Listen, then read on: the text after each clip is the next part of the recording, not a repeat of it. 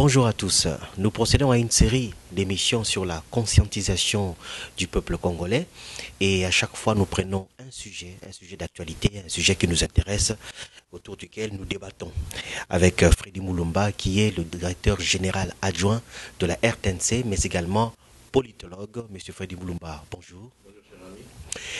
Félix Tshisekedi a prononcé une phrase qui est aujourd'hui diversement interprétée. C'était le 26 septembre 2019 à la tribune des Nations Unies. Il a dit que serait la trajectoire du Congo sans l'assassinat de Lumumba? Diversement commenté, quel est selon vous le sens que vous pouvez donner à cette phrase prononcée par Félix Tshisekedi? Mais je pense qu'il faut placer cette déclaration, cette phrase dans le sens de l'histoire. D'abord, la mort atroce du Premier ministre Lumumba, qui a été coupé en morceaux et jusqu'à aujourd'hui n'a pas de tombe. Mais aussi, ça rappelle que nous sommes le seul pays en Afrique noire qui avons connu beaucoup d'assassinats politiques.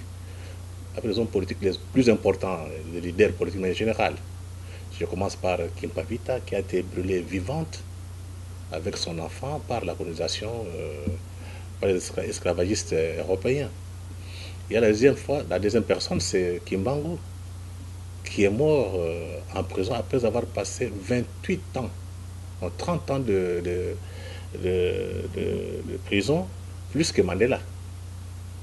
Et la troisième personne, c'est Lumumba, qui a été assassiné sans laisser de traces. Après l'assassinat de Lumumba, c'est Mzee Laurent Désiré Kabila.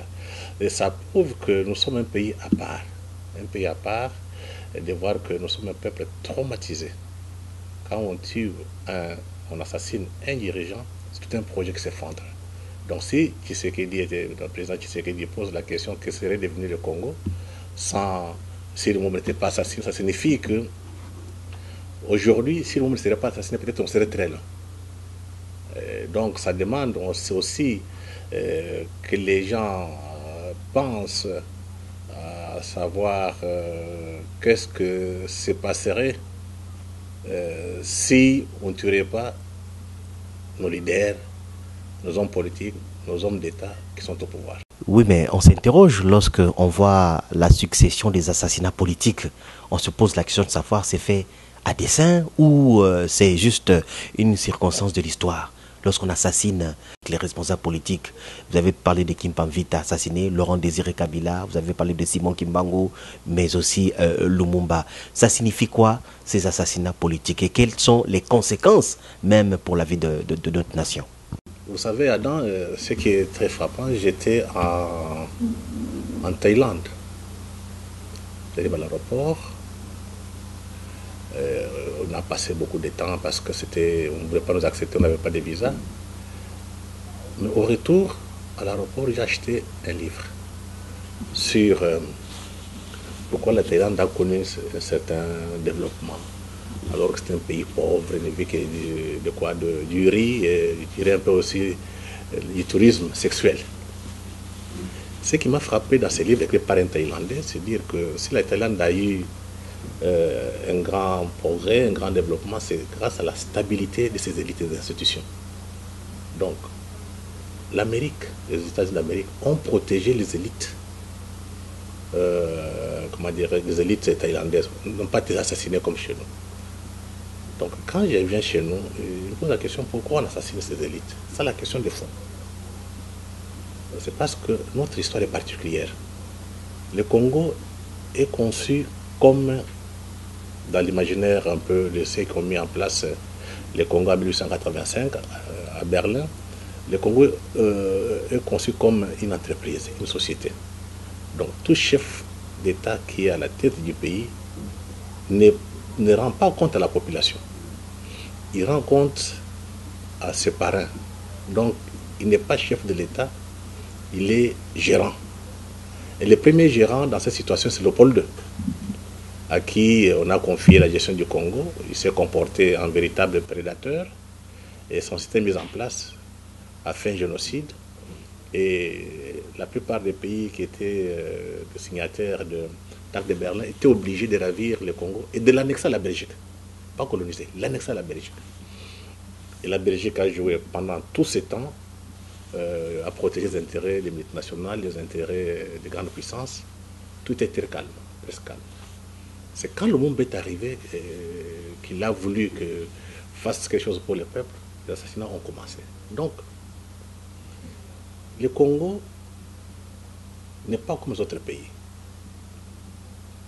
Le Congo a comme parrain le capitalisme occidental prédateur. C'est à cause de ce capitalisme-là qu'on ne peut pas accepter qu'il y ait des dirigeants qui travaillent pour le Congo. Donc notre ennemi, l'ennemi du Congo, ce n'est même pas la Belgique. L'ennemi du Congo, c'est ce système capitaliste qui ne veut pas que les Congolais soient indépendants. Et je recommande à certains de lire la thèse de Yahou Kanza qu'il avait présentée à Harvard vers les années 73-74 sur les causes du sous-développement politique du Congo-Kinshasa. Et tout est dit dedans. Donc, on n'accepte pas qu'il y ait des élites qui travaillent pour le peuple, on accepte des élites qui travaillent pour les intérêts étrangers, pour eux-mêmes. Voilà le fond du problème. Voilà pourquoi on assassine nos dirigeants. Oui, mais on dit que les événements passés de l'histoire nous permettent de regarder l'avenir, de pouvoir prendre des dispositions. Mais lorsqu'on regarde le peuple congolais, on se pose la question, mais est-ce que les leçons de l'histoire ont été tirées? Lorsqu'on regarde nos intellectuels aujourd'hui, on a l'impression que les gens sont ailleurs. On a l'impression qu'il y a une coupure.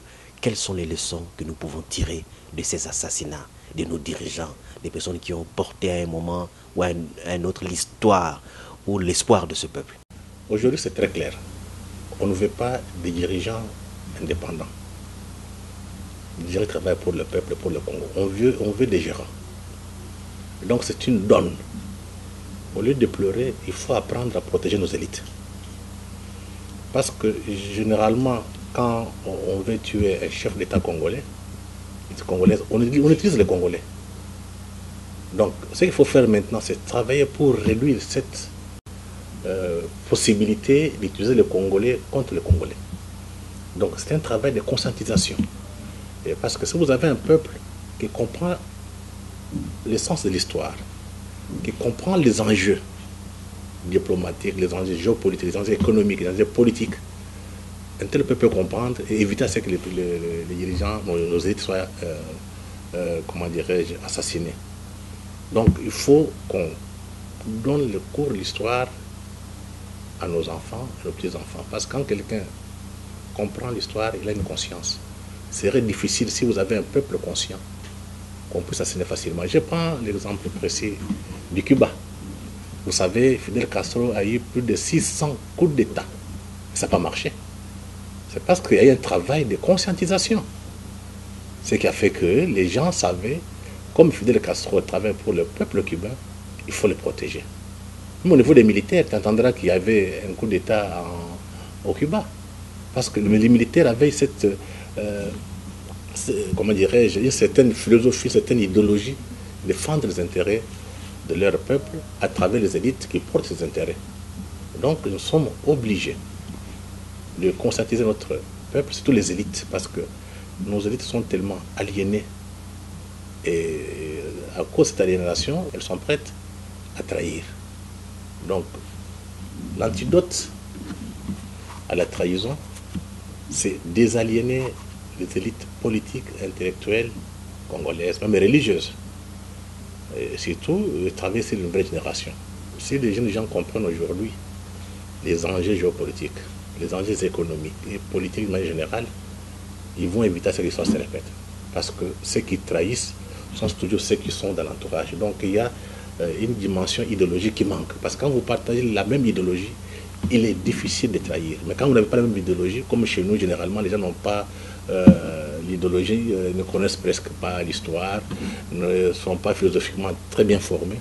Voilà pourquoi ils trahissent. Donc, il faut penser à tirer ces leçons de l'histoire, savoir que ce sont nos frères qui trahissent toujours, mais par rapport à ça, construire notre imaginaire idéologique où on donne l'essence de l'histoire, on donne l'essence de la vie, l'essence de l'existence à des élites congolaises pour qu'elles ne puissent pas trahir. Voilà un peu les petits résumés que je peux faire par rapport à la déclaration du président Tshisekedi aux Nations Unies.